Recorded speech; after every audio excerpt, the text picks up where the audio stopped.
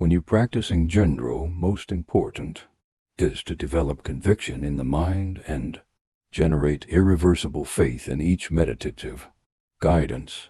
Once Khenpo Ngawang Pelzang went to visit his guru. His guru asked him about the progress of his ngöndro practice. Khenpo Ngawang Pelzang answered, "I can't say that I have completed the 4 common preliminary practices perfectly and impeccably, but from my practice here are something I feel certain about myself. Since I was a young child, I had little interest in worldly wealth and fame.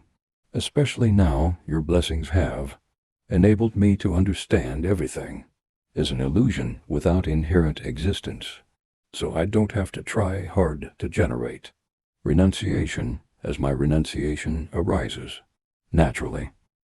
Meanwhile, my faith in the 3 jewels increases day by day, and what I say aligns with what I really think. I fully understand that bodhicitta is the foundation of the Mahayana path, so whoever I meet in daily life, friends or foes, families or strangers, I regard them as my mothers of past lives, and sincerely hope they will be free from suffering and will enjoy happiness." Hearing this, his guru was very happy, saying, "That is certainly ideal.